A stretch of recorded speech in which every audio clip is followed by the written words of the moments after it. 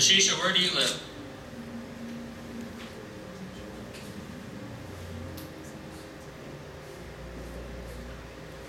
Well, we are Mateo and I'm Santiago Mateo, and we are going to expose all the Jamaican English.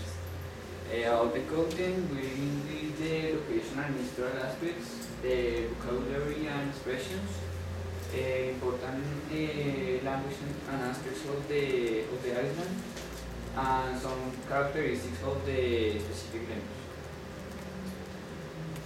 The location, Jamaica is between Cuba Wait, and one second. It's Jamaica. It's Jamaica. Jamaica, yes. It's located between the Cuba and Haiti Islands in the Caribbean Sea, and its capital is Kingston. The most important historical aspect that make a high influence for the language that is speak in the island is that at the beginning the British colony taught some African tribes, mostly for the west of Africa, to become slaves of several plantations. For that reason, the British English has a high influence in the Jamaican English, but at the same time, the Jamaican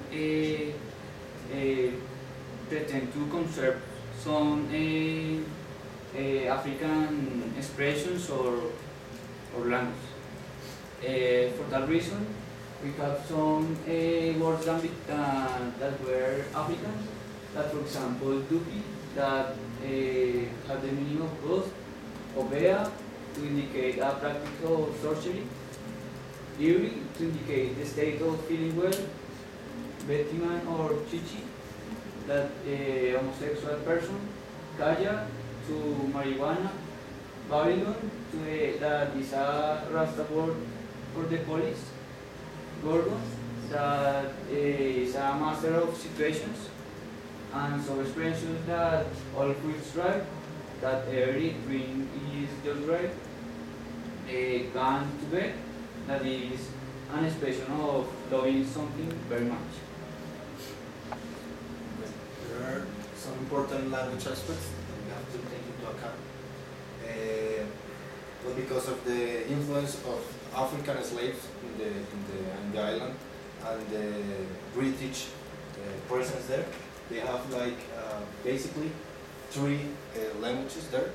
The official one, like the academic one that we use in public papers, politics, and universities, is Jamaican English. That is really similar to England English. They have the Rastafarian English, that have special words and special expressions, and is related to the religion. And the other one is Jamaican Creole, or Patois, that is spoken in, well, everyone spoke that, but it's like informal language. And that's basically the difference due to the island. About the characteristics of an island, it is clear that the Patois has a high influence in the English, in the Jamaican English. So we choose some specific points that make that difference. For example, when we find the vowel in the standard English following the R, it tends to be an A. That, for example, never, that become never. Good. Or power that become power.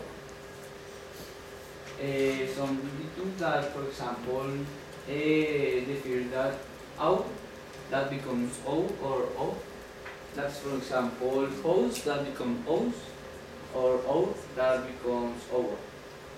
The other is that they tend to invert some dictums, like for example, O to wo, like for example, O to wo, or call to wall.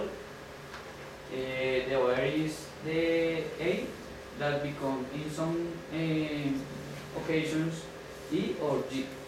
Like for example, make that becomes meek, or great that becomes great. No, great. Remember, it's like in get, so it's not meek, it's mek, right? For the first one, for example.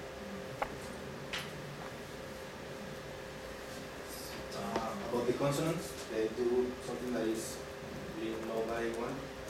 They don't say think, they say think. They don't say them, they say them. Good. And the other one is the absence of age.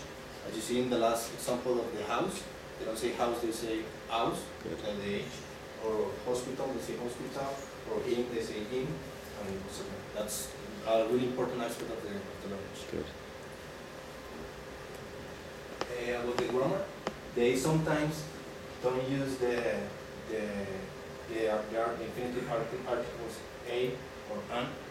They say, for example, they don't say in a couple of days, they say in a couple of days. Or they don't say, sometimes they don't use the be verb.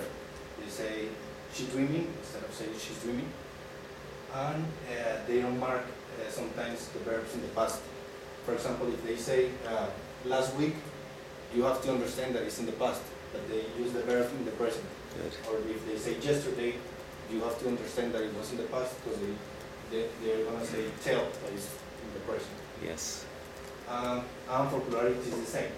If they say you have to understand by the context, that is, they are talking in plural because they won't use the S, for example, in my relatives.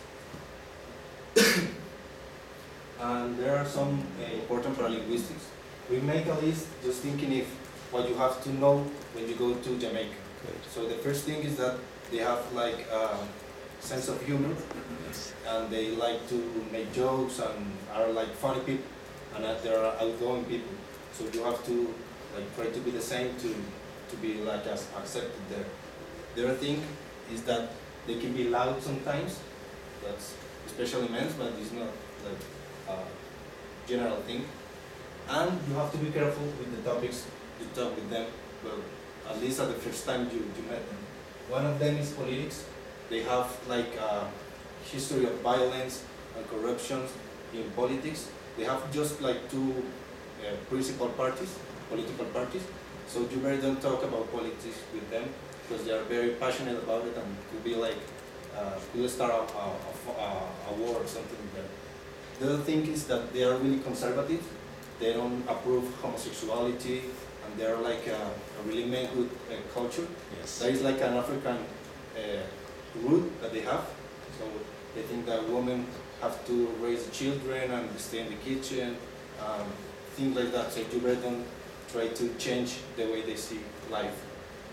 And they are really proud of their African roots and about the culture, about the past, and that's another sensitive topic. They are thinking, of course, is religion. They are Rastafarian, as you know, and they are radical about it too.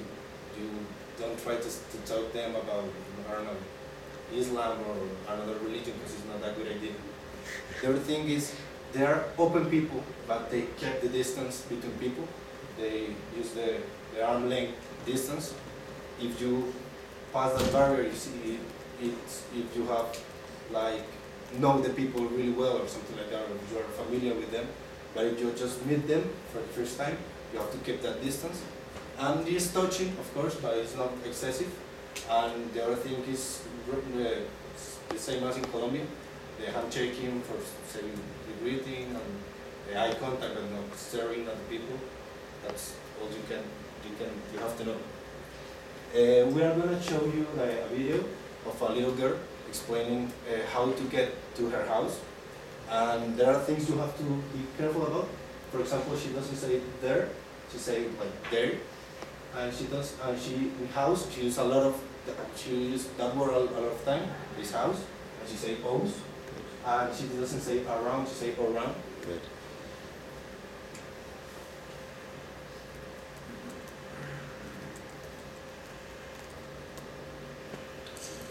Nashisha, where do you live? I live like, Manimaji. Yes? You go up that road, there's a left right there, you go like this and Go that one.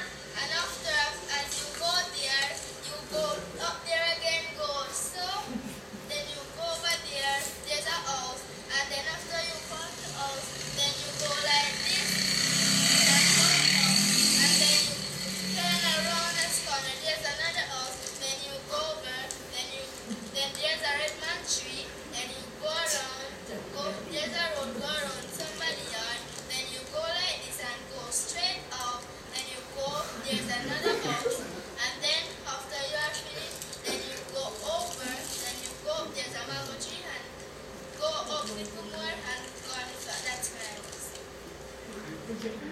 Okay. Yeah, exactly. You could hear those characters, like she said, go like this, it's over there, right? So that there's a consonant change as well as the H dropping and the other characteristics you mentioned. Okay. Okay, questions? Danielle, you had a question? Oh, okay. Oh, okay. All right. I thought that was very clear. I don't have any questions. No? Okay.